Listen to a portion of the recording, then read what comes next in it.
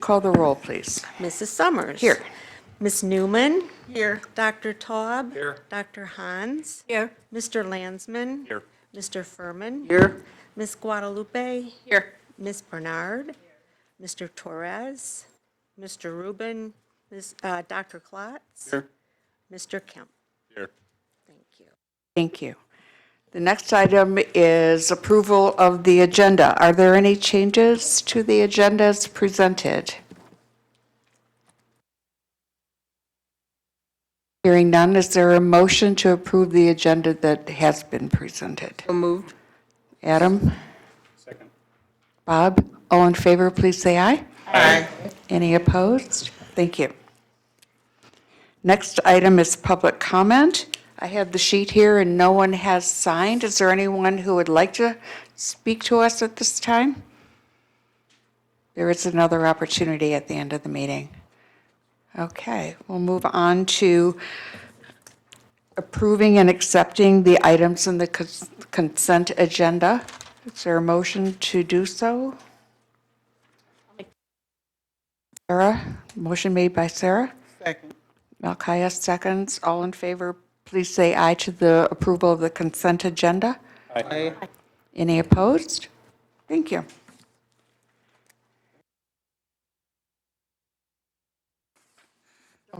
Too soon. The next item is our Stories That Inspire Hope. We welcome our guests.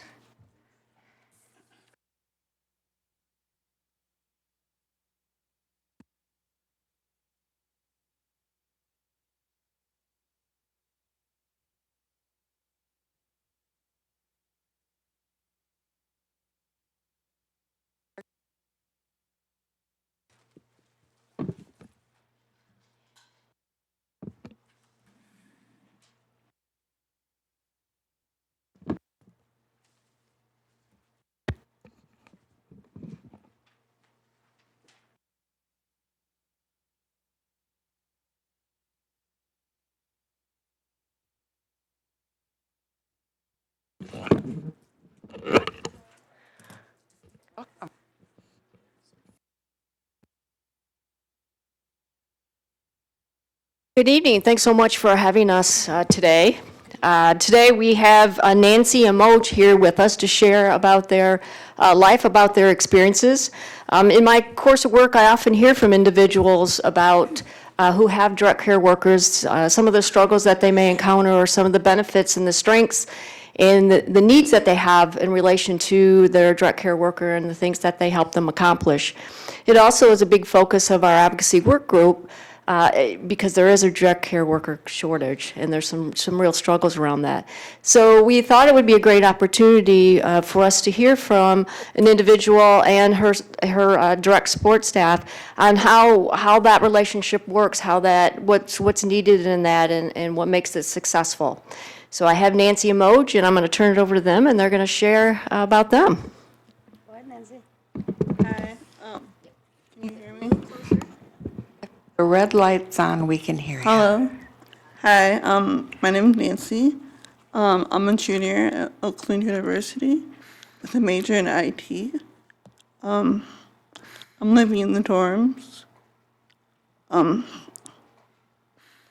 This is my staff, Moj. I've been with her for like 7 years. She helped me with everyday things like showers, laundry, cooking, shopping. She helped me with my medical stuff and helped me manage my financial budgeting. We do fun stuff like shopping and playing games. Without her, I wouldn't be able to live independently. And when I met her, I was in like a bubble, and she helped me like grow out of the shell, and yeah. When else? Can I ask you, Yes. are you under a self-determination arrangement? Yeah. So I you get to am. hire and fire your own staff? Yeah, Is that I am the correct? best staff You have the best My staff. caseworker and my Okay, so caregiver. you've hung on to her for 7 years. Yeah. So what kinds of things do you expect from her? What's that relationship like with her as you as the employer but she's also helping you with a lot of personal things? I expect her to always be there and help me, like, always assisting me with stuff. And if I ever need help, like, she's always there. And she's always constantly reminding me about little things. And Do you determine what her schedule is? we're really flexible and we work together. Our communication between us is really strong.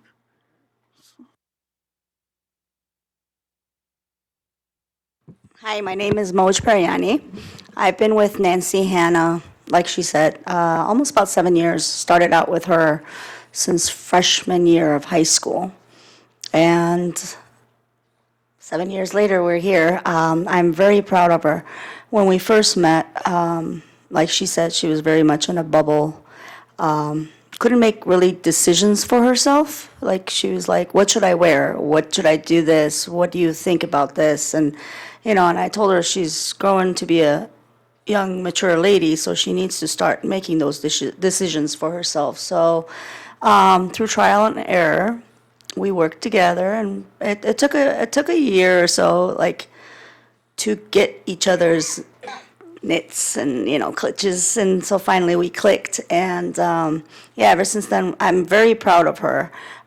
She's come a long way, very, she has 3 other siblings that she would not stand up to them, and they would take advantage of her in some ways sometimes, and I'm like, you need to stand up for yourself, so she's now speaking for herself, standing up for herself, budgeting her money. There's times that I would just remind her, have you made this payment? Have you, with medications, have you done your nebulizer? Or, 2019 was very rough for us. She was in the hospital twice, and 1 month each time, basically. And so between pneumonia and then, now lately she's on oxygen. So it's been grueling a little bit, but I'm proud of her. She's hung through between doctor's appointments and watching what she eats. She's more aware of a lot of things that she wasn't before. So I'm honored to even be here, and I'm honored to be with her. She's my baby. So could I ask you, Moj, why do you do direct support work? What motivates you to do that? I've done this job about 10, 15 years now, and I've done it, I do have a degree. I have a master's degree in computer information systems. The past 10, 15 years, I want to say I've always worked 2 jobs, but the last 4 years, I've been mainly doing caregiving, and it's just that I feel fulfilled helping others. I started out, I was teaching as well at Jardin, and that's a special ed school. So I was teaching there. I got familiar with the kids. Originally, when I wanted to substitute teach or anything, I didn't want special ed, or I didn't think I had the patience for it. But the more I worked with special ed students, I became fonder, and I'm like, no, I do have the patience and the heart for it. So I enjoy it. For me, it's enjoyable to help others. So how do you approach your work with Nancy? How do I approach my words? Yeah, your work. You My work work? with her. Like my mother does. When I come in, I'm like, what is this? What's wrong with you? Why is this room a mess? Why did you do this? Why didn't you do that? Why didn't you do this? And after we go through 21 questions of why, and then we start putting music and dancing and working together and having fun. That's what we do. Right. And how do you think your support through being a drug care worker has impacted Nancy's life? You're going to have to ask her that. I think a lot. Honestly, I think I've done I don't want to toot my horn, but I do a good job when I get a client, not just Nancy, any client or anything that I put my mind to, I make sure I get it done positively. So Nancy, how has she impacted your life? Like, I'm doing more things. Like, I'm not just like going to school and then coming home and watching TV, being more social and trying new things. And I seen like a whole new life when she entered my life. Good. Nice. It's an IntroVarsity group. It's a Christian group, they call it IntroVarsity. She goes twice a week, Tuesdays and Thursdays, to that group. And then her friend, she's developed friends where they come knocking on the dorm room, I'll answer, oh, is Nancy home? We're here to, take her out, see if she wants to go to dinner. And I'm like so happy that she does that, it's like, and that she just doesn't stay and say, let's you and I do dinner, or let's you and I, so even with groceries when we go, we have fun. I make fun with it, even though like, I'll get a cart and I'll sit in the cart and, I'll push her or she'll push me or she'll follow me. We'll make a little train ride and, go through the foods and things like that. So like when I tell her, like, let's do this vegetable, or let's try to do this, she's not much of a vegetable person, but she's getting into salads. So, yeah. So, Moj, could you tell us, what do you think is, what direct care workers can do to be successful in supporting people? Be more positive.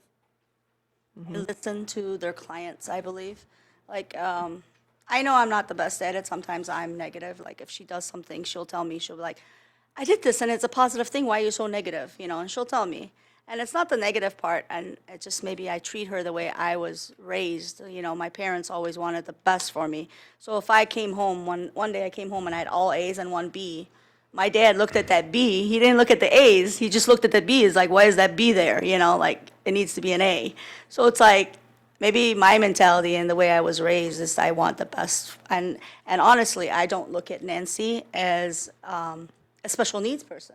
I look at Nancy as someone normal and like me, functioning, like, because she basically does, she vacuums, she folds her own clothes. I mean, yeah, she needs a little assist, with laundry and of course showers, for sure. But she cleaned the toilet, she sweeps, she mops, she might not also cook, but she can chop and, things like that. And so she can basically do 80% that all of us will do every day, daily. So- Well, with me, but still. Yeah. So Nancy, is there any other things to consider when hiring a support staff, or what are any challenges or struggles you want to share with us? Or just the important things to look for when you're looking for a good support staff? Communication Okay. and patience. Open up to like new ideas and trying to improve. Not proud of her. She's knitting. She's already knitted 7 hats None of within the that- past 2 weeks. None is not something people want to know. Knitting's the new cool thing. right? She's loom knitting, so she's like going right at it. I can't even do that. So. Any questions or comments? Well, first of all, thank you both for sharing your stories. I think the dynamic of having a person who has hired their own staff and how that relationship is important and how it has evolved is really very helpful to a lot of us who may not be aware of the importance of a good team. Because I think that if you're able to be supported by somebody who really gets you, that's a very good day. It doesn't always happen like that, so we're happy to have this kind of example. So thank you for sharing your story. Are there other questions? Adam?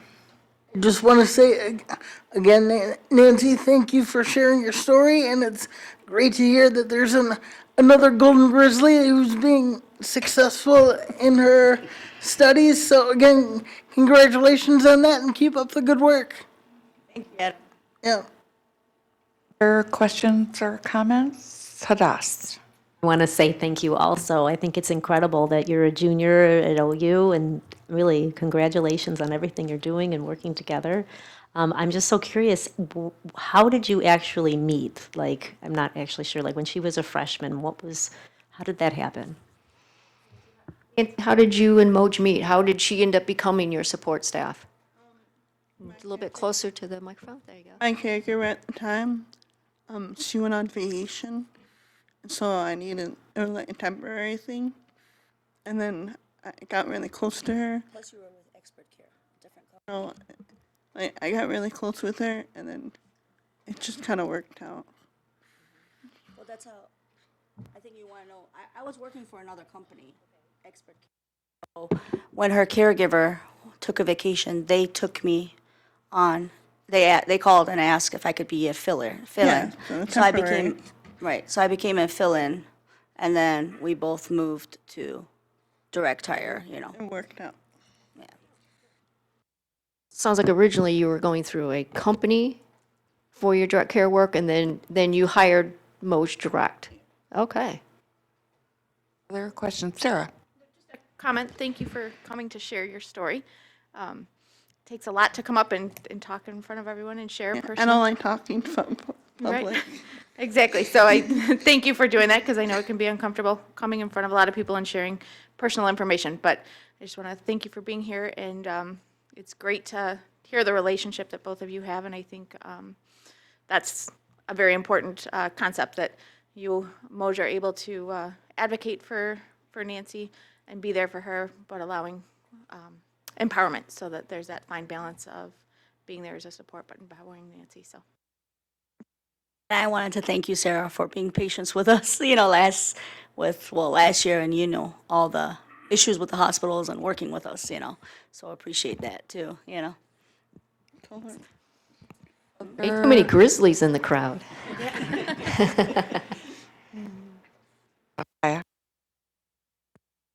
Thank you, Nancy and Moj. Did I put, thank you. Thank you for coming. I was sitting there thinking that you guys will make an excellent commercial. Hello.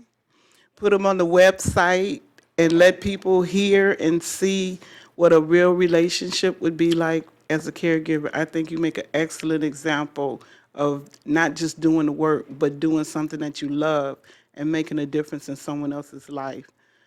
And I really commend you, Nancy, on just not coming out of your shell. You could just see it. And I just appreciate so much that you came to share, because it is not always easy to talk to people. But you did a great job. So congratulations. Thank you. Anyone else at this point? Can I ask Nancy one more question? Are you open to that? I'm just curious, what are your plans after you're done with school? My job? Do you have some particular dream jobs? What are you thinking about? And like database. I don't really know for sure. Like in computers, like a programmer or web design. Well, tell them about your summer plan.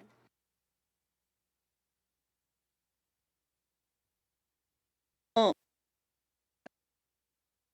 Yep, that's okay. well, I do an internship this summer, Oh, great. so I'm not sure. I don't know. Why you put me on the spot? We'll have to wait and see how that plays out, I Yeah. guess. Okay. That'll work. That will definitely work. First, have a plan, right? And then next step is to And then see implement. how it plays out. Yep. Exactly right. So, well, thank you again very much. We appreciate the fact that you were able to show us a unique aspect of the importance of a good team and how having somebody in your corner can really make such a big difference in your life. So congratulations to you both for having stayed together for this amount of time. My daughter had we called her personal assistant for 14 years, and I think we might hold the Oakland County record, but maybe you guys can go for that too. All right, thank you again. Thank you.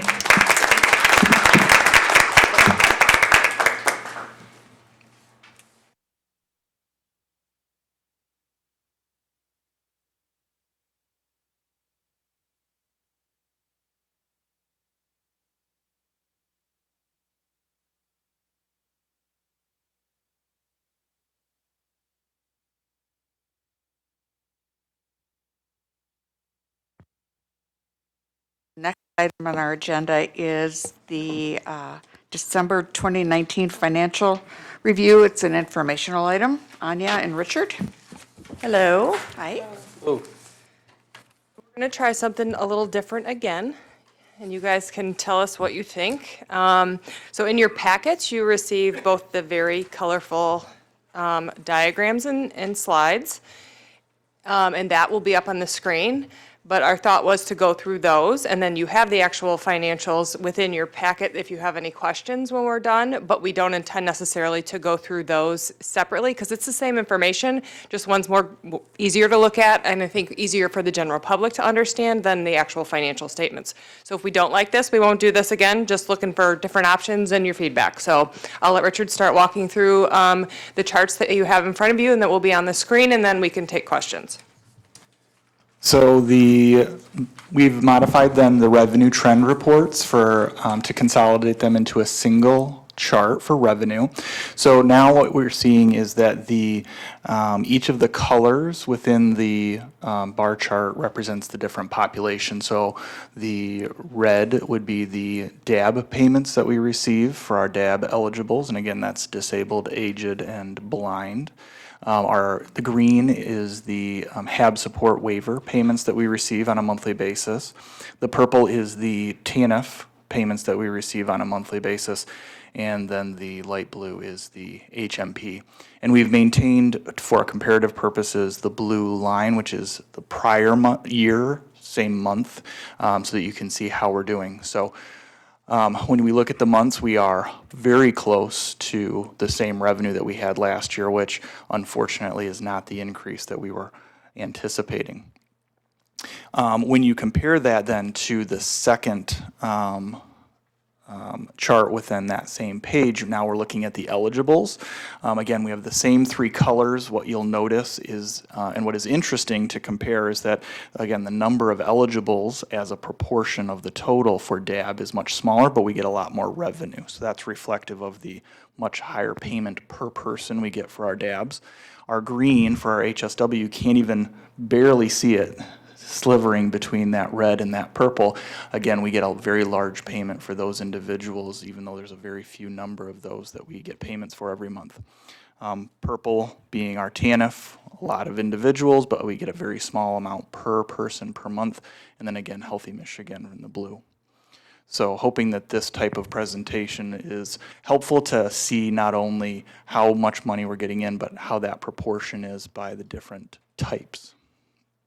So just to add to that, is that these are the issues we're working on with the department. We do have a meeting scheduled that I've mentioned a couple of times as we're working through to go through some of the still outstanding issues with some of the revenue being received for fiscal year 20.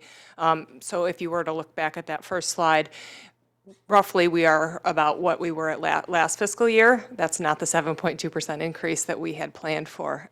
So we're still working that out with them, and the meeting I think is scheduled for March 9th, if I recall correctly. So hopefully we'll get some additional answers, but we did see in January, which you won't see on this particular month's financials, we did see a bump up in the HAB waiver payment. So we are starting to collect that. There's still issues with it, but we're I mean, it's working itself out. It's slow. It's not ideal because we're going to be 6 months into the year before we have some decent answers, but we're working on it. So just an update on that.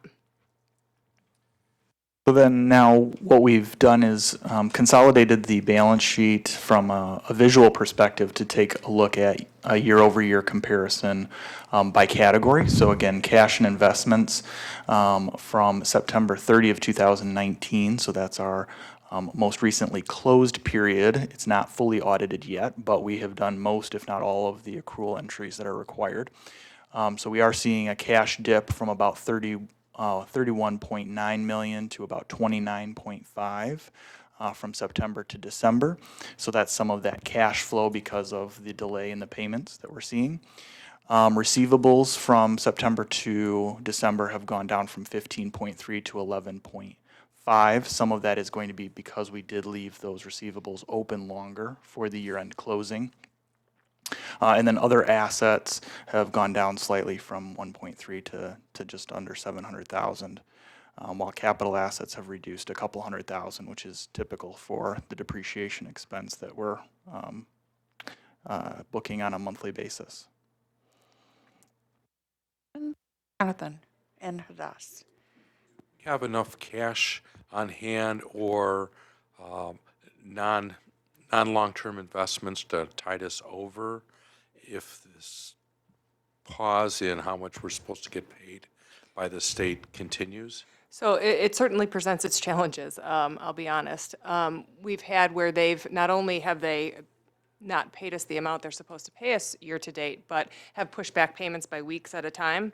So it's created some juggling, but as we start to catch up, it will get better. And then once we close out fiscal year 19, which is they're going to owe us somewhere between $5 and $8 million, obviously that will change the cash position we're sitting in significantly. So, it's a little bit of juggling here and there, but we're doing that, so. Us? I have two questions. So the first is other assets. What's in other assets since we lost? So the primary thing in other assets would be situations where we have maybe prepaid for an expense within the month that's actually related to a future month. So there's things like that could include like prepayments for health insurance premiums, those types of things. That's going to be the primary item in the other assets. And that's for just these 3 months. The change in that balance is the change from September to December. Can you let us know specifically? Because, I mean, you're almost talking about $1 million. I mean, it's like whatever. And if it's just health insurance, I'd like to know, especially since it's an asset and we are having some financial. The other thing to consider is most organizations have, in this situation, not most, but some, have a draw that they can draw down on with their bank so that there's not as much juggling needed going on. And so, I don't know, I would, propose financially that we really sit down and at a study, at the committee of the whole, really dive deep into the financials, since we seem to be headed in an unusual situation because we thought we were going to get the 7%. And we still don't know if we're going to get it, number one. And number two, I think we should at least reach out to our bank and find out what it would cost us, if anything, just to have a line of credit in case we need it. Certainly, we can discuss those things. We've not done that in the past. This is probably coming off of 2 deficit years. And then with the holdup in the payment has certainly put us in a bit more of a Stressful precarious situation, position. right. Than I've seen.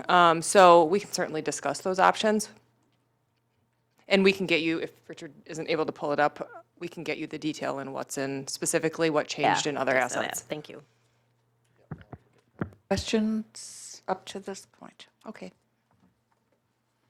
So then the next piece, or the next chart on that page, has to do with the payables. Again, the change in the payables from September until December.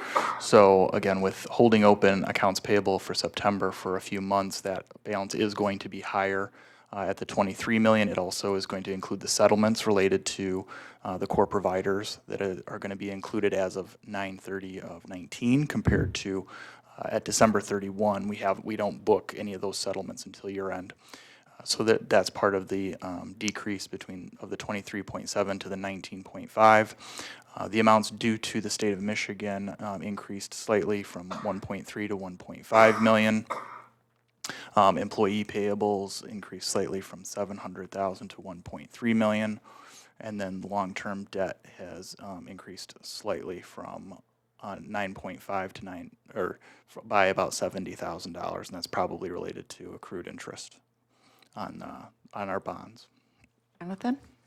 You mentioned about settling up with some of our core providers.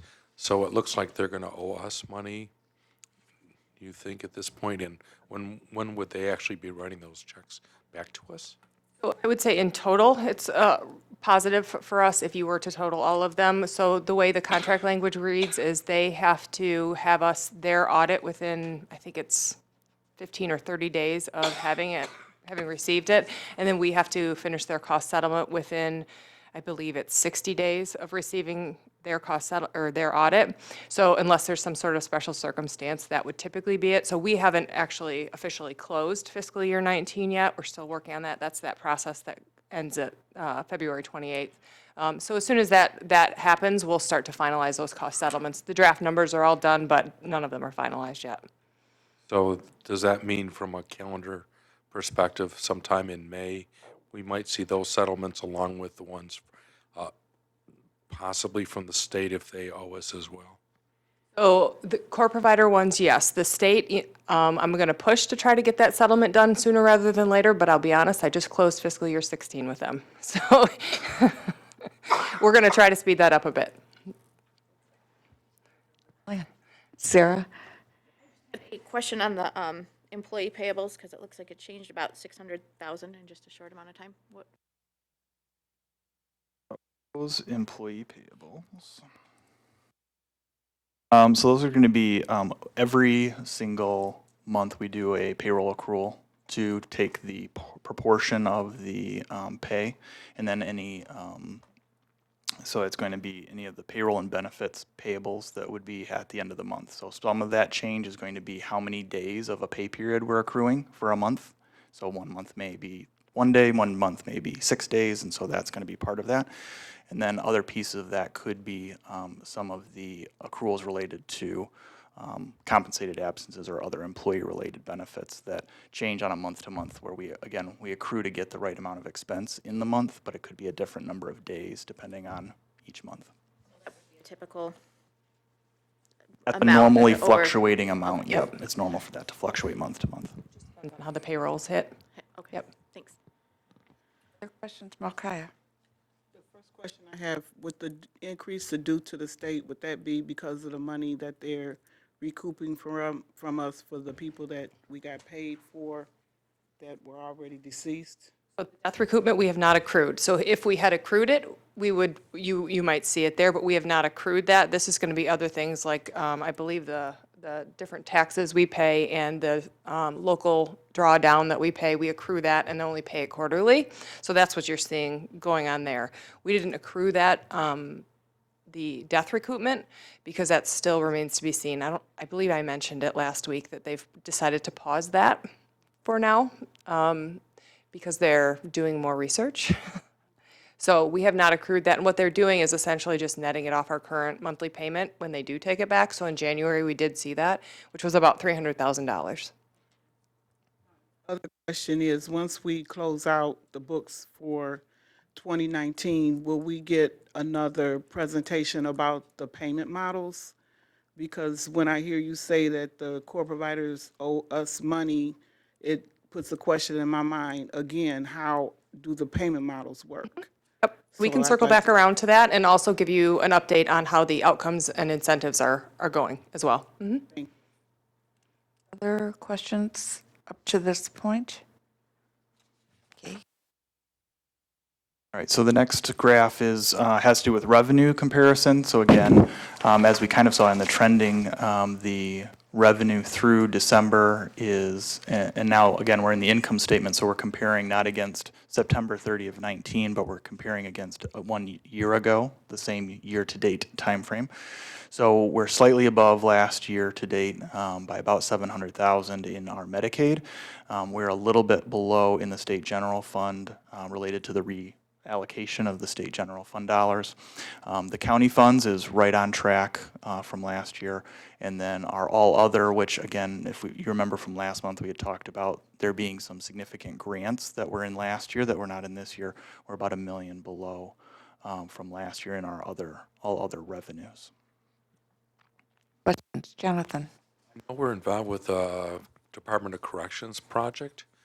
Where does that revenue show up in this? That revenue, based on the actuary, is included in our current year rates. The amount is less than clear. That's built into the rates, but it's part of the capitation. They haven't really spelled out the actual amount that was added in total, unless you heard. I did not. So I think there was actually a conversation about that recently with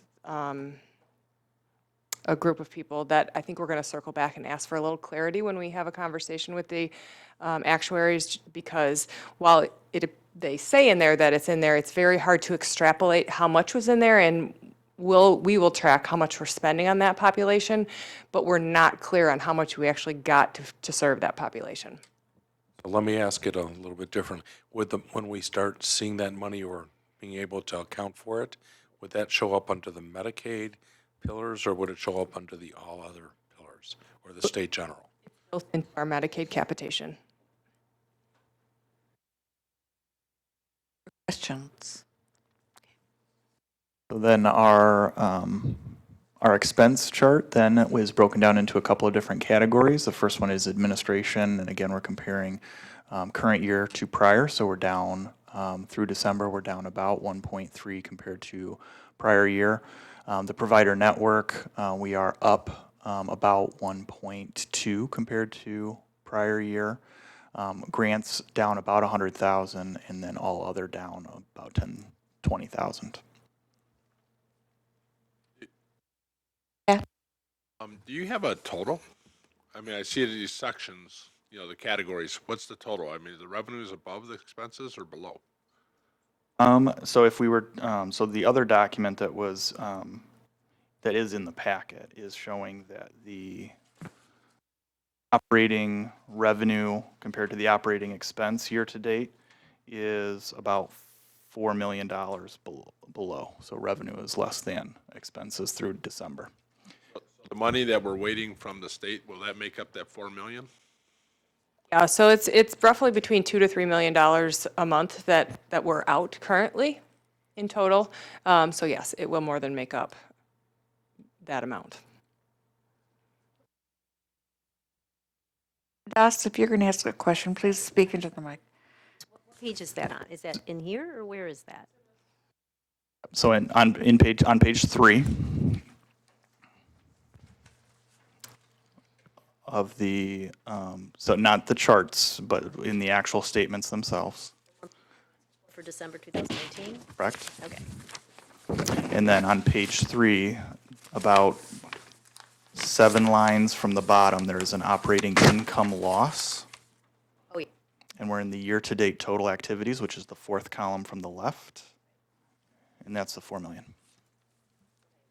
And is that the same as we were last year, or different at this time? So last year, if you go one more column to the right, Yeah. prior year-to-date last year was 3.6 million negative.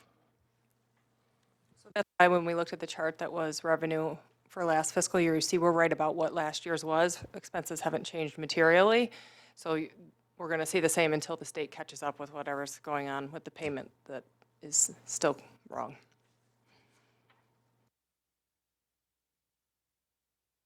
Pat, did you have a follow-up question? I noticed you had kind of that questioning look. Well, I'm just, you know, how do you pay your bills? I mean, you're 4 million upside down. You know, what's this holding up for us, from us paying? Is it It paying? doesn't hold us up from paying things other than to say that we have to be careful about juggling cash and when cash comes in, because we also are basically post-paid. We don't get paid till the Thursday following the fourth Wednesday for the majority of our money. So we get roughly $20 million from the capitation, and that doesn't come in till the last week of the month. The remainder of that comes in the second week of the month. So let's say another $5 million comes in roughly the second week. So it does pose challenges for juggling things. But this is just the nature of the beast, I guess. This is kind of something we've dealt with for a long time. And with revenue from the department, most of the time we don't actually know budgeting amounts. There's continual revenue issues. This is not new.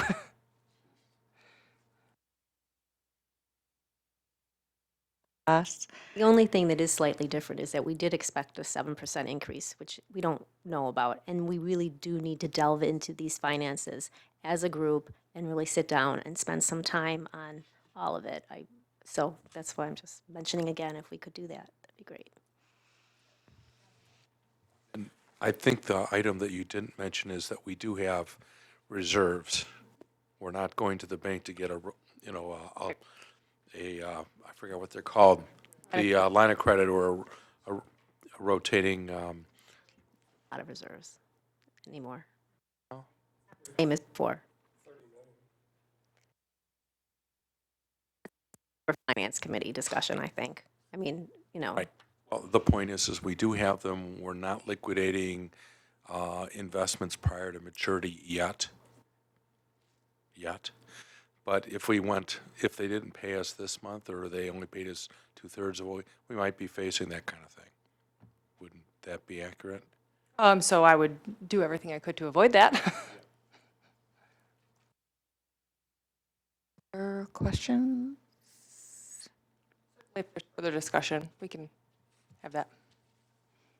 That there's interest in that deeper dive? Yeah, I'm hoping to have better information after this meeting on the 9th with the department as to what the resolution will be and when it will be, because they are hopefully going to tell us how they're going to resolve it. It's not just us, the entire state is having the same issue, so.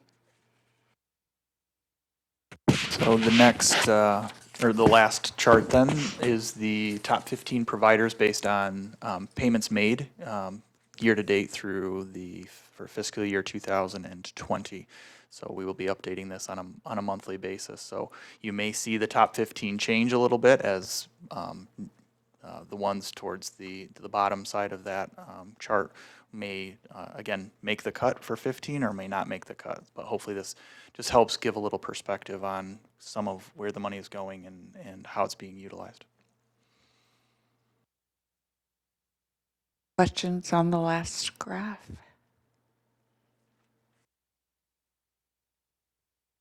Okay. Be helpful to know what services some of these organizations provide for us, whether it's housing, the core agencies we know, but like Oakland Physicians Medical Center, I've never seen that particular name before. I don't know what they provide for us. It would be helpful to me to know that. Any other questions or comments? Are you still looking for feedback on how this what are your thoughts on this version of the information? Do you have any suggestions, any additional questions, requests? I think it's easy to follow. I would recommend maybe on each one of the bar graphs that you would have a total as well. Components, and then you see the total.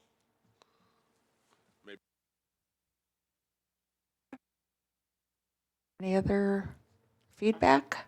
Okay. I just say I prefer it. I'm a visual person, so numbers don't always do for me what pictures do.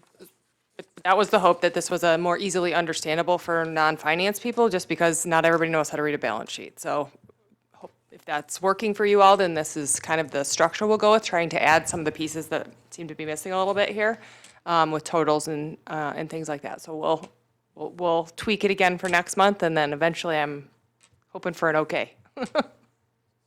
We're getting much closer, but I think it is a much more understandable sense of where we are financially, be it good news or bad news, but it does give us that. And each of you does have the actual financial statements. We just thought we wouldn't go through it twice because it's the same information, so.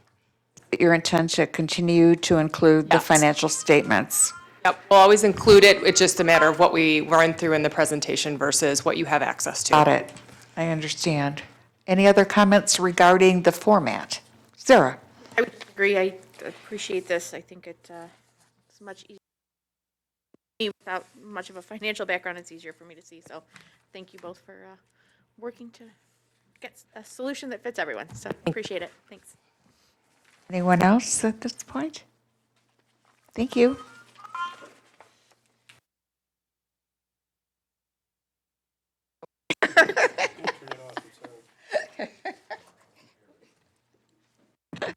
The next item on our agenda is the QAPIP for fiscal year 20, and it is an item for approval.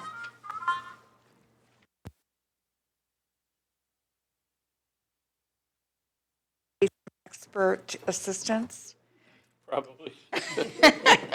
We'll take a moment. Anya can fix yourself one. It's good to have somebody who knows.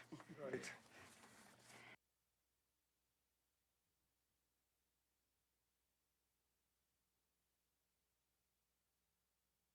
Good evening. Evening. Last week, Dr. Rosens and Lawson and I presented to the Committee of the Whole on our QAPIP and our year-end report. Tonight, I'm here with Dr. Rosen and our Clinical Director, Stephanie Wilson. Dr. Lawson couldn't be here tonight. And What I'm going to do is just to walk you through what we talked about last week. I don't want to repeat everything that we spoke about. I understand that in your packet, you don't have the PowerPoint, but that was in your packet from the last week, so I'm just going to run through what we talked about and answer any additional questions that you may have for any of us. So the QAPIP is a document that we're required to do per our contract with the states handed down to us from CMS. The actual QAPIP is a pretty static document. It doesn't change from year to year, but what does change is the year-end report. And what you actually have in your packet is the QAPIP program description, which is what you'll be approving tonight, following any questions that you may have. So our quality structure is situated around committees. And in the PowerPoint that we shared with you last week, there was a diagram included that spoke about all the different quality committees that we have in place here. We have the Medical Directors Advisory Group that Dr. Rosen chairs. We have the Sentinel Event Review Committee that Dr. Rosen also chairs. We have Improving Practices Leadership Team that Stephanie Wilson chairs. We have a Credentialing Committee. We have a Utilization Management Committee that Stephanie also chairs. And then we have committees that consist of membership of persons served. And all of our quality committees consist of staff that are here from OCHN and also staff from the network. We are required to do the QAPIP because it's in our contract. It's something that is evaluated and assessed every year by the External Quality Review Organization. It's also very heavily scrutinized by NCQA. The board has oversight of the QAPIP and is the governing authority that has to approve the QAPIP. If you look throughout that program description, you'll see a description of what the board does. It describes all of the quality committees, and then there are diagrams in that document that describe all the teams within OCHN that contribute to that QAPIP. There is a diagram also that shows that our quality council is the head of all the quality committees that we have in place. So all those committees report up to the quality committee. Dr. Rosen is the chairperson of that committee. The co-chair is Dr. Lawson. And that quality committee informs the content of our QAPIP, and the QAPIP is what the board actually approves on an annual basis. Last week, we went through your questions, and I am hopeful that we answered all your questions. I do want to mention one other point that I think is important. The QAPIP has to address 4 areas of care. It's the quality of clinical care, safety of clinical care, quality of services, and the member experience. So in regards to quality and safety of clinical care, our committees that actually speak to and inform that area would be our Risk Committee and QI Council, our Improving Practices Leadership Team, our Sentinel Event Review Committee, our Medical Services, our Medical Directors Advisory Group. In regards to quality of service, our quality improvement committees that consist of membership of all the quality directors from within our provider network, they sit on that committee, and then our credentialing committee. And the member experience section, that is informed by our Citizens Advisory Committee and our Community Education and Evaluation Committee, and then also from our member experience and satisfaction surveys. The year-end report is really what summarizes all the outputs from all the committees throughout the year. It's published on our website. The steps to get to that were in your packet, so it's there and available for the public to read and inquire upon at any given time. So at this point, I'd like to entertain any additional questions that you may have. Are there any questions for Marquita? This is an item for approval, so Bijaya? Your different committees, do you have indicators that change every year, or how do you determine what indicators to use? Many of the items are carried over from year to year, but then oftentimes we find out at the end of the year that we need to make some tweaks and add some additional indicators. So in the year-end report, you'll see the goals for the previous year, and then from that information, we develop a work plan that will have the indicators for the current year. So we'll be doing that for fiscal year '20. What tools do you use to develop those indicators, or do you get any feedback, or do you do review of research, cutting edge research, or? I can speak to the committees that I work directly with, and if you all would like to speak to any of those, that's fine. Like, for example, our credentialing committee, we look to review the accomplishments that we've made in the year, and then we determine what it is that the barriers that may have prevented us from actually reaching those goals, and then we set new goals based on that. An example would be from this committee was that we have to have a method for ensuring that there is ongoing credentialing, that practitioners within the network are maintaining credentials, and that any adverse events are reported and aggregated and are used in making a decision into whether or not to extend future credentialing privileges. So that's an example of something that was not in a previous plan, but it's going to be included in a plan for FY '20. So basically, the goals are set and established based on the findings from the previous year. Yes? So much. It's a big project, I can see. Unfortunately, I wasn't able to make the last meeting, but I've been reviewing it, all the material, and I'm just wondering, instead of a year-end report, for the pieces where we really haven't, there's a couple pieces that says, they just didn't do the documentation right and that kind of thing. Is there any way we can have like a 6-month report, and see like a progress report instead of just 12, once a year finding out the quality control? Or is that something I don't want to add extra work, but once a year is not a lot of time to really know how, everybody's doing. Well, actually, summary. once a year is when the actual formal report is pulled together. Right. But periodically throughout the year, when staff come to the board and we report on activities, that those are reports, and that's information on what's going on within the quality committees. For example, later this year, we're going to be coming to the board and presenting on what's happening with the Sentinel Event Review Committee. We've had staff come to the board and present on integrated care committee activities. So staff present on the performance indicators. So activity happens throughout the year. This is the formal document that's pulled together to document exactly what has happened throughout the year. And so that can't be done like on a 6-month period. Another formal document, it only can be done once a year.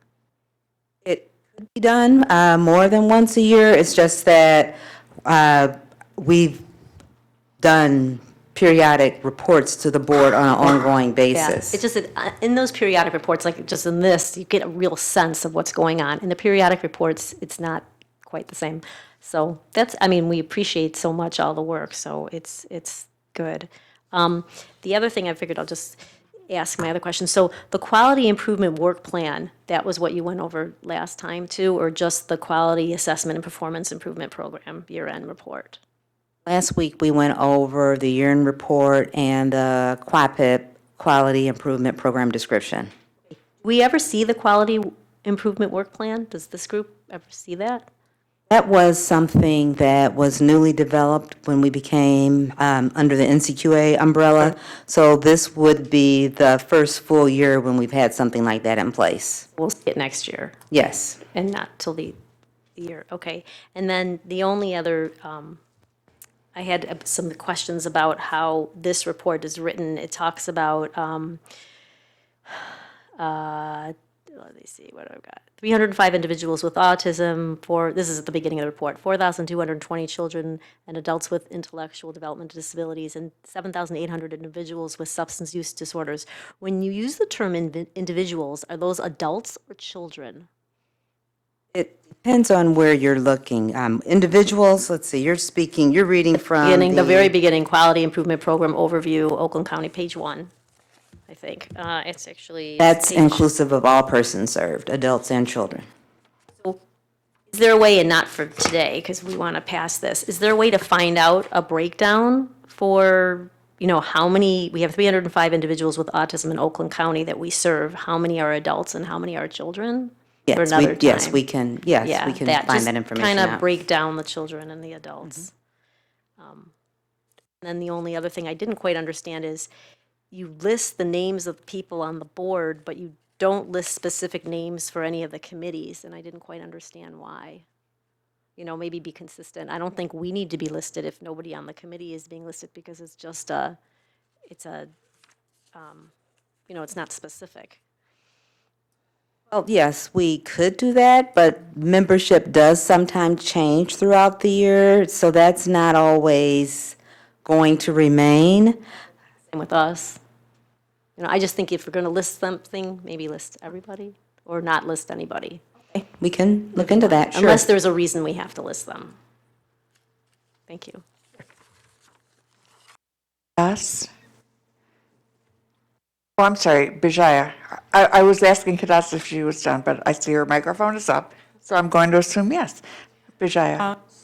How frequently do these committees meet, and also if the minutes are available for review? Because that might give us some indication as to the activities or what's working or what needs to be looked at, or at least get a little bit better grasp of this, because it's such an important document that we have to prove. And also, I'm sure that under NCQA, it will be even more stringent rather than just creating a report. I mean, I'm sure looking at specifics. So some of the committees are weekly, others are quarterly, monthly, on an as-needed basis. So these meetings are happening all the time. Anybody over here? Jonathan, then Hadass. Thank you. So I only have 3 questions. One is, with NCQA, aren't they one of the groups that establishes what we measure from year to year? They establish the guidelines on what you need to measure, yes. Just because I know you had said earlier that we had established some of our own, and I know there's some other ones that we have to report to the state on, but I thought with NCQA versus York, we had a whole new set of measures we had to figure out how to collect data on and report on. Yes, for example, we have some HEDIS measures that we have to report on and measure. So we selected those based on our performance, but NCQA basically sets how you measure those. Second question I have is, you mentioned about credentialing, and I know that's whether you're on the medical side or on this side of the world, it's a big challenge trying to vet employees, professionals, et cetera. Do we provide that service for our core providers and the other direct service providers, so that way we have an idea of who's credentialed and how, and who's got any will? Or is that something they have to do and then they provide that information to us? It is actually a delegated function, so the providers perform that. We do a retrospective review of their credentialing activity based on the standards that we've established that have to be met and that are in place. And then we audit them against those standards. So since we're doing that and they're doing the work, we don't always have a sense of who they have that's an employee that's been sanctioned before. If someone leaves one company and they go work for another one, they have to get re-credentialed. I remember this came up during a recipient rights meeting we had a few months ago.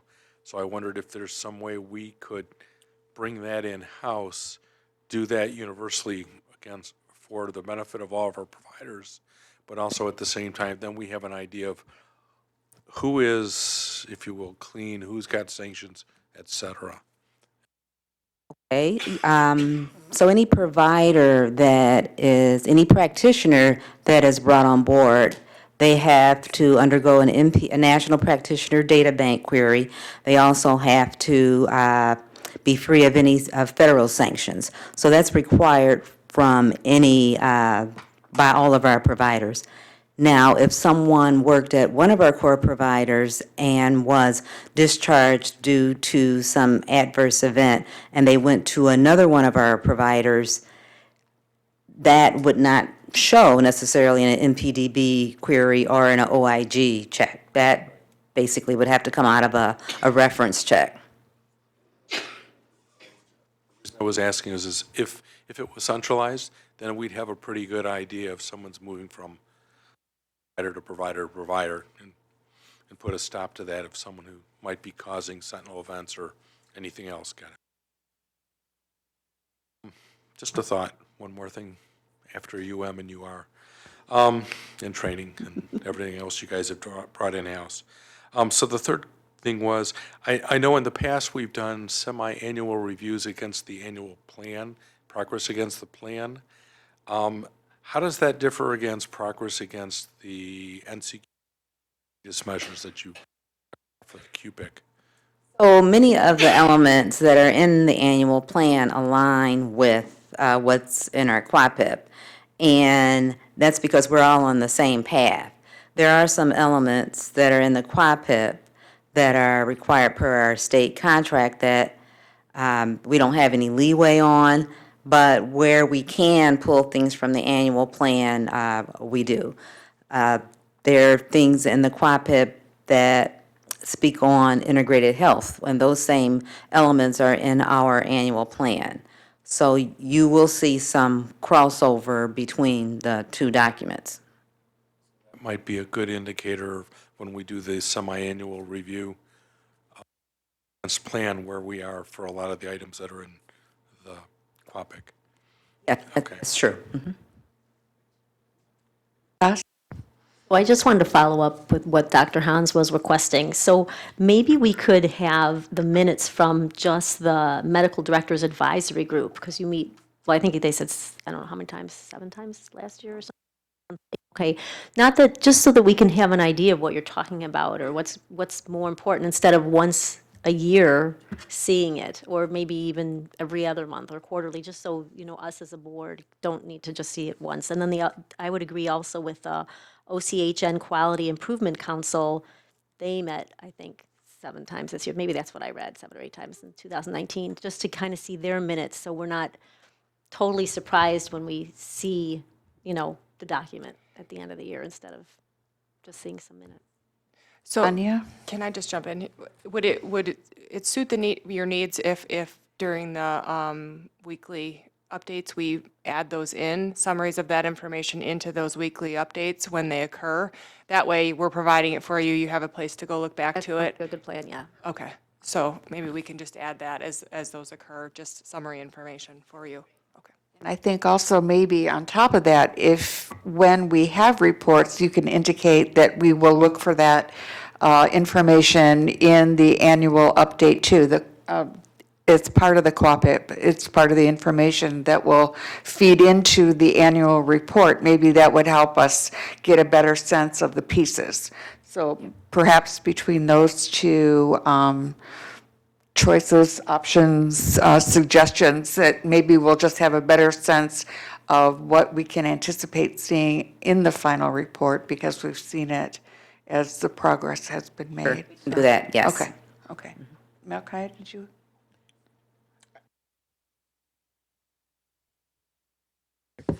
To what you were saying about the individuals, I believe that Diana sent out the dashboards, which has that information in it. And she was requesting responses from us that I neglected to give, but I did want to say with the dashboards, it would be helpful to break it out, adult and children, because like all of the people with developmental disabilities were all grouped together, so you couldn't tell how many were children, how many weren't. But we are getting that information already. I just wanted you to know. You all still have time to give feedback. It was by the next committee of the whole, so we can maybe finalize that document. It can go on the website. Those actual graphs can go on the website. They'll auto update, and we can try to work on something next for adults versus kids. Sorry, I didn't mean to. Steve? On the things that Diana sent us, those were like snapshots of a dashboard. They don't work like the real dashboard. You can move it around, and if you see you want to break it down into adults, children, and stuff, they move around, the dashboards. The ones that they sent us were just to see if we liked those two new dashboards. Because I wrote to Diana and said, I can't move it around. And she said, no, these are just snapshots if you like the dashboard concept of the two dashboards. I thought the heat map was sort of neat. I've never seen anything like that before. We can just make sure that if I'm not sure if you can break it down in whether it's adults versus kids in that dashboard, I'll make sure of that, and if not, we'll make sure to get you one that does that, but you should be able to drill down within a dashboard to be able to see more detail. But he still has time for input on that. Good reminder. Other questions? I have just a question regarding the Member Experience Committee. You indicated 2 committees participate in that.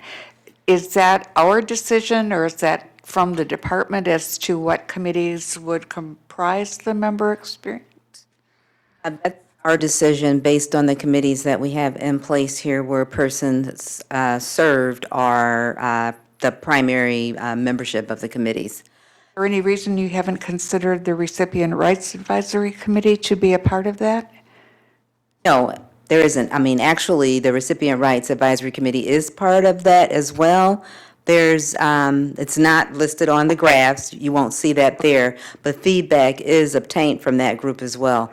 But we probably should have that listed as under that same umbrella, so we can do that for the future. I think that would be helpful because the composition of that committee is very similar to the Citizens Advisory Committee, so that'd be good. Any other questions before we take a vote? Is there a motion to approve the QAPIP for fiscal year 20? I'll make that motion. Alkaya, I'll second it. supported by Jonathan. Any other discussion? All in favor, please say aye. Aye. Any opposed? Thank you. Thank you.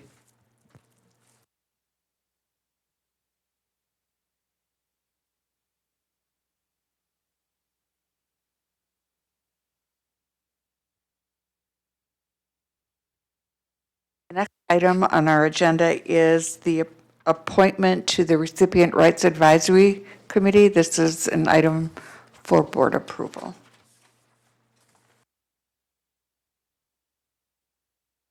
Yeah, don't hurt yourself. I don't think we have.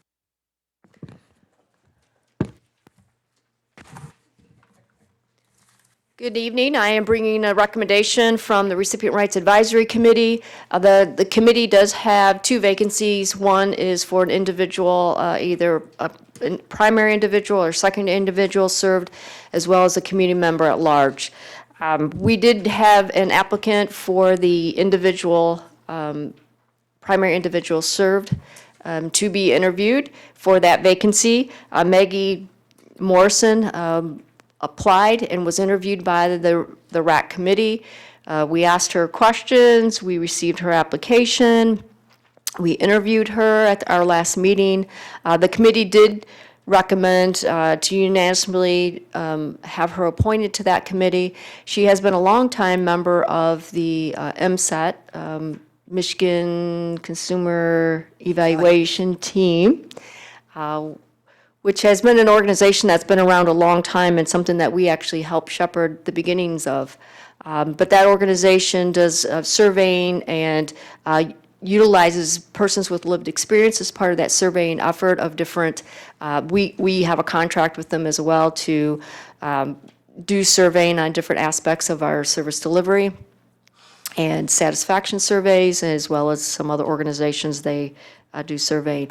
So Maggie brings quite a bit of experience related to that effort and interacting with individuals and hearing and understanding about services and what works, doesn't work, that sort of thing.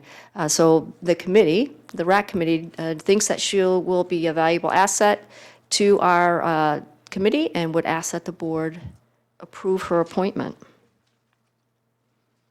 Is there a motion to approve the recommendation of the Recipient Rights Advisory Committee to include Maggie Morrison as a new member?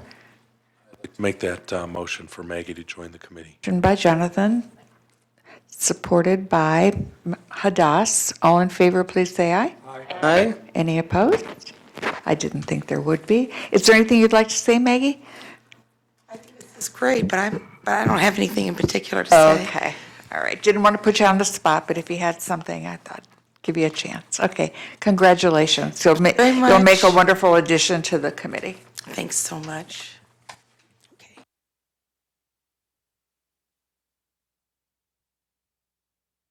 Next item on our agenda is the amendment to our fiscal year 20 calendar. We had a discussion at the Committee of the Whole regarding a conflict that has come up on the date that was on our approved calendar.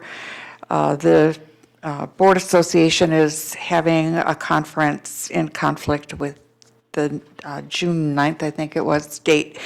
And the sense at the meeting conversationally was that June 1st would be the preferred alternative.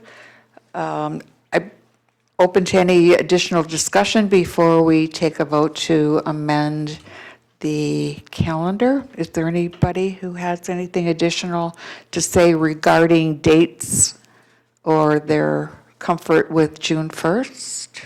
Sarah? Remind, I am out of town that day, but I know we can't get everyone's schedule to commit, but just so you know, I will not be here that day. Any other discussion regarding the date change?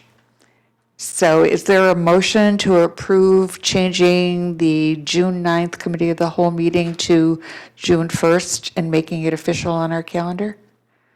I'll make that motion. Althea? Is there a second? Pat seconded. All in favor, please say aye. Aye. Any opposed? It's official. June 1 will be our Committee of the Whole meeting date for 2020. Next item are the reports from our committees. The first one up is the Recipient Rights Advisory Committee, which I will be reading since I attended in Jonathan's place. I must compliment Jonathan on his timing. It was one awful night to drive. It took me an hour and 10 minutes to go 6 miles. I wasn't proud of myself, but it took a very long time. But I have been involved with the Rights Advisory Committee on and off for about 22 years, so it was my pleasure to be there. Really enjoyed the opportunity to sit in. So the meeting proceeded as follows. Well, no gaveling tonight. The meeting was convened by Nicole Gittleman, and the minutes for the January 2nd, 2020, and the agenda for the February 6th, 2020 meeting were approved. In her director's update, Vicki Suter provided information about a current and past member of the Recipient Rights Advisory Committee, as well as informing the members of an upcoming training on supported decision-making discussing alternatives to guardianship. That training will be held in our Troy building on Monday, March 30th from 1 p.m. to 4 p.m. and facilitated by Don Hoyle, a longtime advocate and retired CEO of ARC Michigan. And I will tell you that about 23 years ago, Don was the one who informed me that that was the proper way to go for my own daughter. And so his information is correct and still currently very valid. I encourage all who can attend to please do so. Vicki also shared that she and Jean Fentner are still reviewing the RRAC's brainstorming suggestions for how to more effectively bring rights awareness to people we serve who are living with mental health issues. They hope to narrow the suggestions down to 2, and will bring that information to the committee next month. In preparation for the committee members to take the annual online training, Vicki fully engaged the committee members in a comprehensive review of Chapter 7 of the Michigan Mental Health Code that is devoted to the rights of the people we serve. That discussion explored real-life examples of how important and life-changing exercising rights are to the people we serve and those who support them. Following that review, all members present completed the annual update with a success rate of 100% by all who took the test, including me. So I'm good for another year. Vicki informed the committee that 21% of the site visits had been completed by December 31st, 2019, which is 91 of the 431 sites in our system. At the March meeting, the agenda will include a policy review yet to be determined and a brainstorming session on how to educate guardians on the rights of those they support and who are valued and served by OCHN. The Rights Committee meeting adjourned so the committee could go into closed session to consider a new candidate for membership on the Rights Advisory Committee. And after an interview with the candidate and a thorough discussion, a decision was made, which you just supported. And that is my report respectfully submitted. If there are any questions, I'd be happy to answer them. Did I do okay, Jonathan? Thank you. Thank you. My pleasure again. Citizens Advisory Committee, Malkaya. I am thoroughly embarrassed. I didn't get with Mike to get a report for the last meeting that I missed. So I don't have a report tonight. And Bob already informed me that there is no report from the Oversight Policy Board Committee. All right, that concludes our committee reports. Next on to... Before you go on, I just had a question, since in your report, you shared that the committee took the board used to get a recipient rights training, and we haven't gotten those. I think we had that discussion when Vicki presented the annual report, and I think that there's something in the works to make sure that happens. Okay. Any other questions about that? Okay. Next item is the director's report. Again. So hopefully, some of you had the chance to hear County Executive Dave Coulter's State of the County address, where he spoke about Oakland County together. One of the things he spoke about during that presentation was that there's no room in our community for hateful and disrespectful speech or actions. And as many of you know, that's very near and dear to our hearts here at Oakland Community Health Network. We've had considerable effort to speak about people and to people in a respectful manner, and continually work on cultural competency. And found this definition of cultural competency recently that kind of struck a chord, that cultural competence is defined as a set of values, behaviors, attitudes, and practices within a system, organization, program, or among individuals, which enables them to work effectively cross-culturally. Further, it refers to the ability to honor and respect beliefs, language, interpersonal styles, and behaviors of individuals and families receiving services, as well as staff who are providing such services. Striving to achieve cultural competence is a dynamic, ongoing developmental process that requires a long-term commitment. So this definition we liked in particular because it calls for action. We wanted to share that one of the things that we are doing as an organization with our Director of Training, Trish Zumbo, is working on an evaluation and the implementation of changes where needed from a culturally competent perspective. She's developed a work group and will be adding service agencies and developing a work plan to be implemented in the future. By committing these resources and time on this, we are better prepared to serve and appreciate the people and diversity of Oakland County. Thank you. Are there any questions for Ani regarding her report? Okay. Not so much the report, but since it's about cultural competency, I was surprised that we got the PowerPoint from CHN about Black History Month with our cow materials, but it wasn't aired there, and it's not being aired tonight. So that confused me because it was a really beautiful PowerPoint, and I thought it was going to be aired in the meeting. Oh, I guess we just hadn't considered doing it here. I believe we're watching it tomorrow at the staff meeting. Oh, no, apparently it's printed, it's just not up on the screen.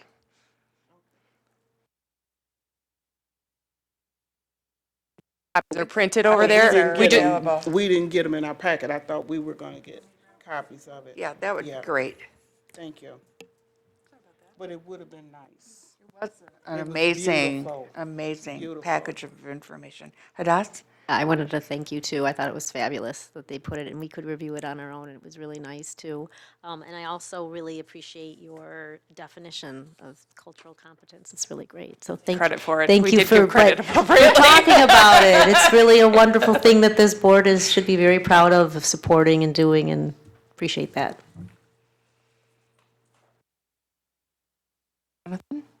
Just point out to me that this is available electronically as Yeah. well. So. Yep, it was It was in the included. boardable. Yeah. Yeah.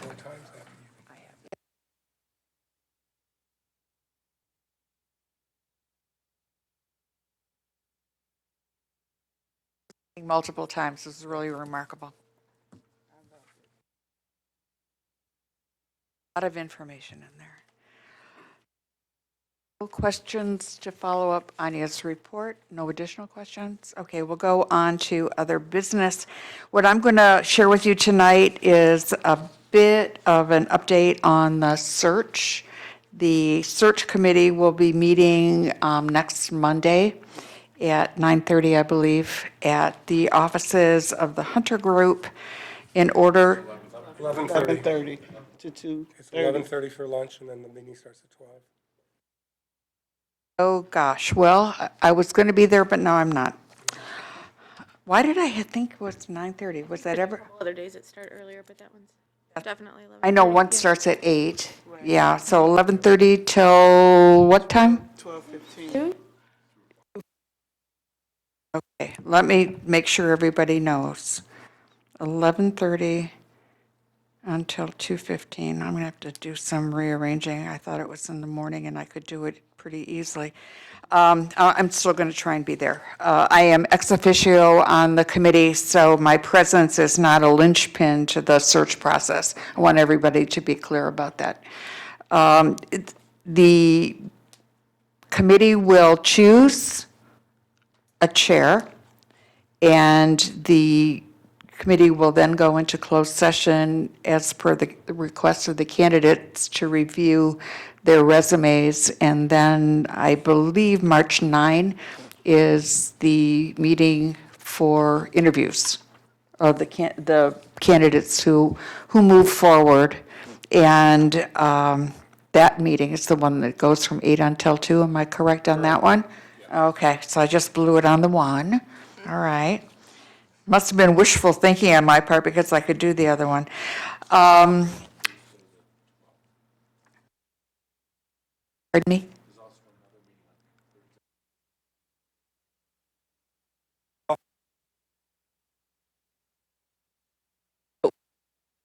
Well, I think it's a good thing we did this little update here. Let's get it right. Got a number of dates.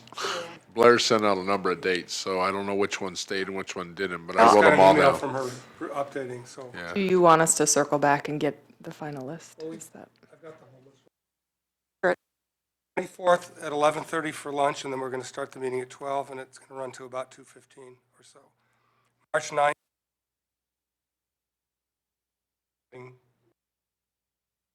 I think that's probably the least critical aspect. March 12th is 8 to 5.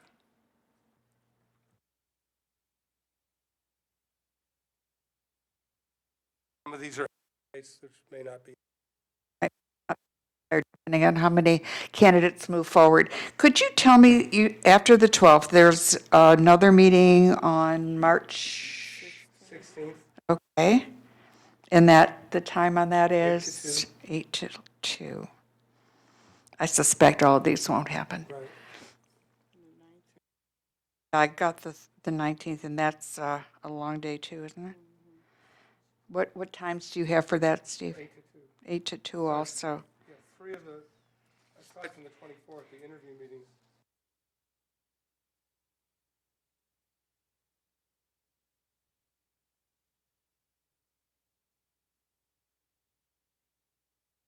So This one does say.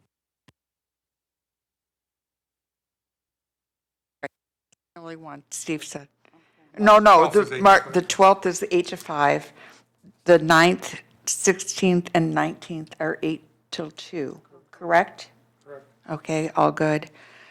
I think we will send out something, maybe I can get with Sheila to post that calendar so that everybody can know at least what to expect.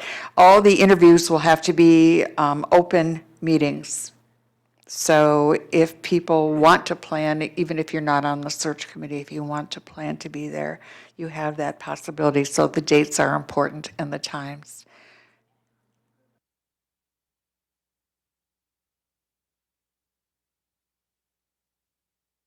We have space because they are open meetings.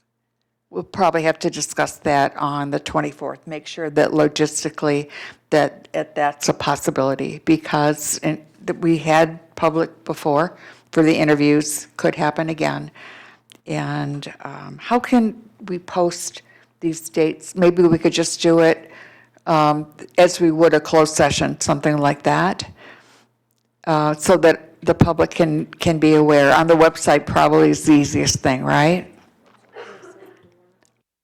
Can't hear you. We can follow the standard process for posting Okay. open meetings, so Okay. we'll get it on the website and All post it on right, the door make as sure well. that that happens because there could be that interest and we want to encourage it if people want to come. So the only situation that is closed is on the 24th, probably shortly after noon. That will become a closed session following a couple procedural things before entering into the resume review. Good? Okay. Are there any questions? There probably are. That was kind of a muddled report. Everybody else is clear and all the dates who are members of the search committee? Do you remember who you are? All good.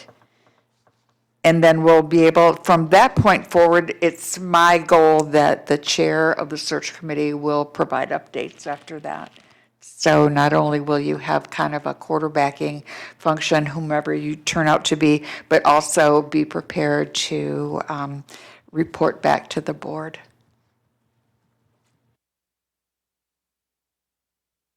Or any other business?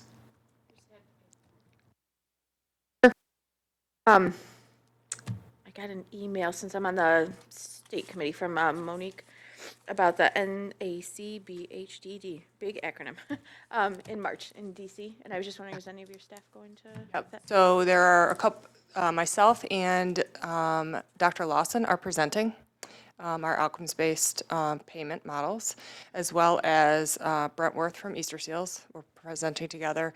We also have Diana Bunchu is going, and Dr. Rosen, I believe, is going. Oh, I misunderstood which conference. What was the There was acronym? one, it was along with the NAC. NACBID. In March in DC, and it said Oh, okay. Debbie Stabenow was being recognized in, I think, I apologize. no, I it's okay. I was thought you trying were to pull it talking. back up. I know what one you're talking about. I do not believe we have anyone going to that one. Is there any other business at this point? We'll move on to public comment. Is there anyone who wishes to speak at this time? Please come forward, identify yourself. Do you want to maybe pass the sheet? Oh, is there? Okay, all good. I should have known Sheila to the rescue. Hi, good evening. My name's Zach Cardinell, and so I'm here to represent a number of agencies, but primarily the Oakland Provider Alliance. We meet every month, and at our last meeting, we kind of recognized that I'm sure most of you have noticed too, the provider reception here isn't as strong as it used to be. I was kind of surprised having moved back and not seeing the crowd full of providers. And one of the things that we identified was the relationship between providers and you all as board members has always been, just through public comment. And so we've really been talking more recently about trying to strengthen that relationship, but not in a way that makes it feel like you're going to be bombarded by things, right? So if you're invited to come out to a Provider Alliance meeting, we definitely don't want anyone to feel uncomfortable like you're going to be, blindsided. So one of the things we've been talking about recently is just making contacts with more of you to tell you about the great things that all of our programs are doing, whether it be residential, day placements, or anything in between. So I just wanted to come and just say that I hope that we get to reach out to more of you individually and get to know you better and just get to share the great things that are happening in Oakland County, because it's a great provider alliance, and I'm really proud to be a member, especially having been gone for a while. I was a little concerned about getting back into things. So it's been a really great experience, and I hope that we get to share all the great things that are happening in Oakland County. Cheers. Anyone else who wishes to speak at this time? Opportunity for board member comments. We'll start with Hadass tonight. Let's say thank you so much for the meeting. I really appreciated the last comment about Open Provider Alliance. I'm looking forward to hearing from them again. Once again, a good meeting. Thank you for the visuals, Anya. It made it so much easier to go over a lot of data so quickly and so clearly. So thank you for that. I hope that QUAPIP will also be made a little bit easier for us to follow, because it has, it seems like just a document that is mandated by the powers that be, but it has a definite impact on the people that we serve and the quality of care that they receive. So thank you. Thank you for chairing tonight's meeting, Judy, and doing it so efficiently, and we're still way ahead of schedule, so thank you.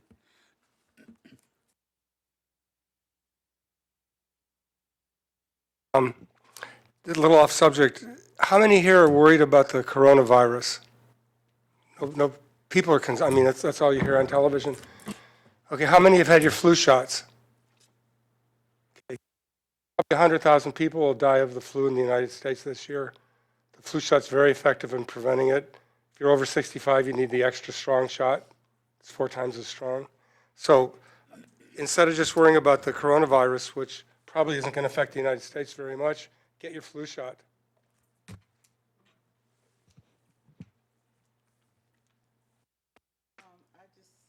Had a question, Judy.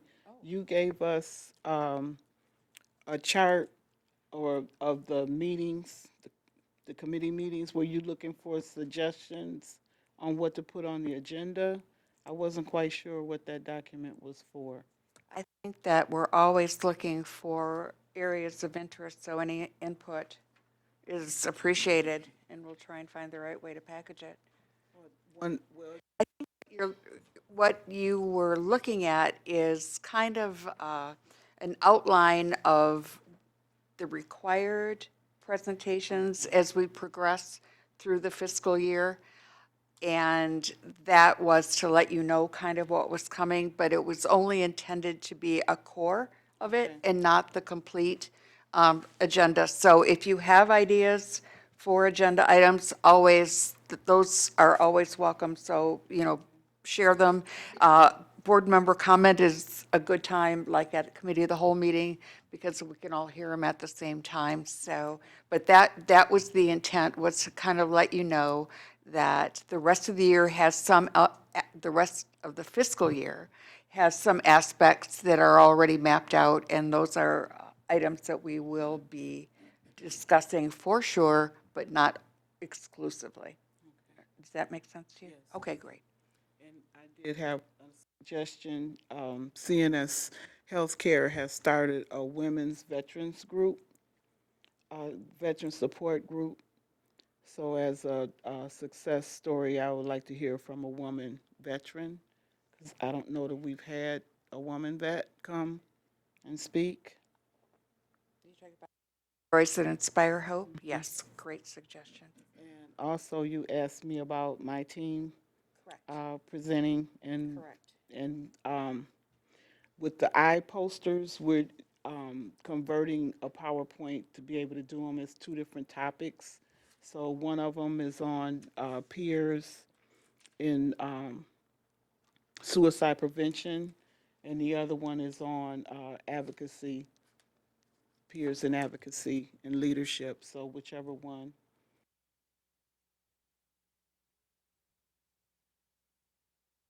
Stories, we've changed it to letter to our diagnosis. So it's very.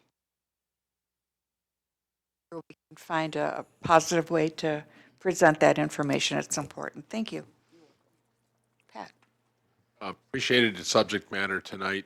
Still learning, and as I'm going here, especially on the budget stuff, that's why I asked probably some pretty elementary questions. And Anya's probably going, "Oh man, I don't have 3 hours to explain this to him." Um, I'm also looking forward to what Zach just brought up here at the tail end. I'd like to know who is comprised, part of that alliance. How much does the community represent? I think it's a very interesting concept. And I think getting some updates occasionally from them would be very helpful for everybody.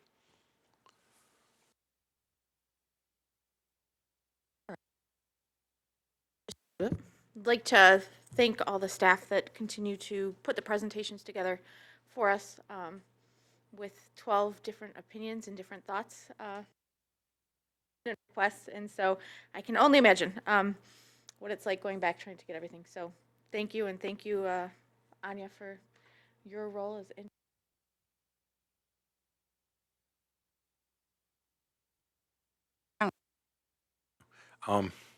With the discussion this evening about not only the financials, but the various provider groups and the alliance, it reminds me of back in the old days for me, and I haven't been on the board that long, but when we were in the old building and we had some of the providers from the various groups come and present, in addition to stories that inspired, in addition to things like the best anti-stigma programs and things like that. So I think those really, I know for me, it really helped me understand what were the types of services and supports we provided to different folks we served, or actually that they provided to the folks that we serve. As well, it helped me learn what case management did versus everything else. It helped between that and board works. So I'm hoping maybe we start resurrecting some of those. Maybe not going out to their sites for visits, because I know that took a toll on them as well to have a board meeting there, but we had some where they presented here. So it's just a thought. And to thank Anya and Richard for putting together the financial presentations that were very easy to follow. Again, the stories that inspire hope are hope inspiring, which is always a good thing. And just the for continuing to appoint well qualified people to boards that help represent the community. That's always a good thing too. So again, a very informative yet concise meeting, and I think it's a great thing. Thanks. Thank you. Just a couple words. I guess there's a lot to be said for properly constructing an agenda. It actually does work. So I think that I really do appreciate the fact that all of you want to get home at a decent time, and that we have proven that we can cover an awful lot of information in the time that we're allotted. So I feel really good about the nature of our discussions. I feel really positive about the receptivity by Anya and her staff to incorporating some of our suggestions into future presentations, and we can all just kind of see where that takes us and see if we finally have kind of created a bit of a positive interaction and formula for getting the information in an understandable way. I think that the work done on the financials is enormously helpful, and if you want the detail, I like having the financial sheets there too. Every once in a while, I do provide, it does provide to me a little bit of additional clarity, so I just appreciate all of you for being conscientious and committed board members, and I appreciate the staff for working with us so positively too. So that's my thought for tonight. And if there is nothing else, we're adjourned. Great. Thank you.